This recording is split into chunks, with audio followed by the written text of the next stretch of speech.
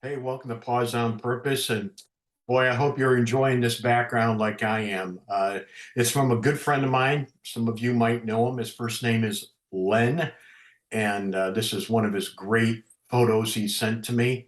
And I picture myself here with a rod and reel with a hula popper trying to catch some bass behind me, right? That would be my version of a great afternoon.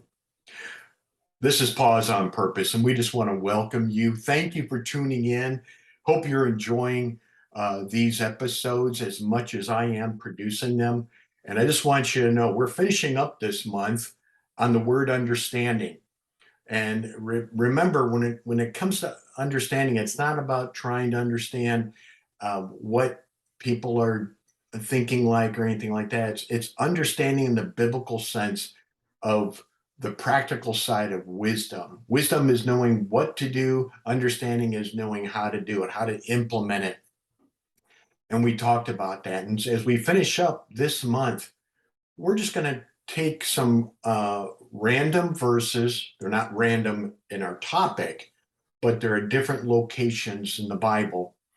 And the whole purpose is to talk about two things we don't understand about God and one thing we know for certain and understand about God. So here we go. Here's the first thing we don't understand about God, and this is what makes him mysterious, and this is what makes him God. And he is God, and we're not, right? My Bible's open to Ecclesiastes. If you don't know where that's at, Psalms, Proverbs, Ecclesiastes. It's called a wisdom book in the Hebrew Bible, otherwise known as the Old Testament. And it's written by King Solomon, David's son.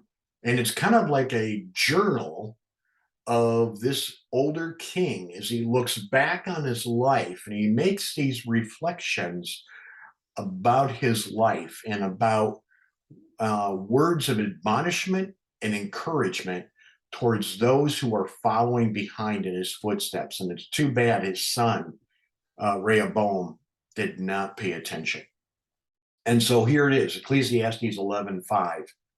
He says, just as you cannot understand the path of the wind or the mystery of a tiny baby growing in its mother's womb, so you cannot understand the activity of God who does all things.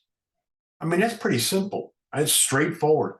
We don't know the activity of the wind. We don't know where it's coming from. We don't know where it's going because it can change directions in a heartbeat.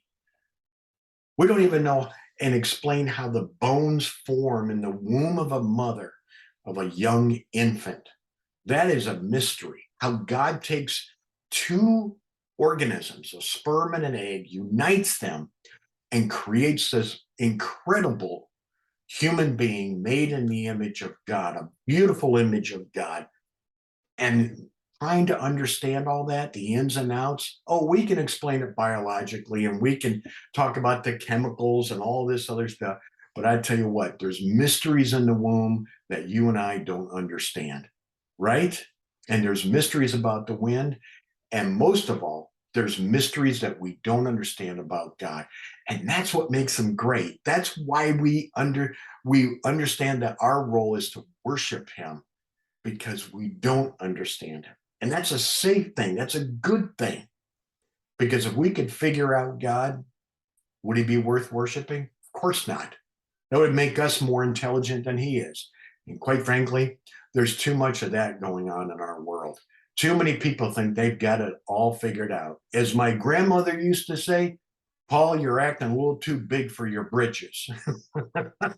And some of these people are acting too big for their britches right now, and they're in for a rude surprise when the Almighty comes through and visits us when he returns. But you are smarter than that. You're wiser than that. So today, you go with God because we know he goes with you, and understand that there's things we don't understand about God.